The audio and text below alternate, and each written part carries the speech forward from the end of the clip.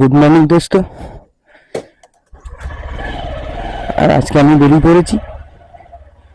আজকে আমার একটা রাইড আছে 160 কিলোমিটার। একটা দাদাকে নিয়ে যেতে হবে 80 কিলোমিটার, আবার নিয়ে আসতে হবে। তার জন্য এখন বাজে দেখতে পাচ্ছি আমি 2:30 বাজে 2:30। তো দাদার সাথে কথা হয়ে গেছে, দাদা রেডি হয়ে গেছে, নিয়ে যাবে। চলুন আপনাদেরকে দেখো।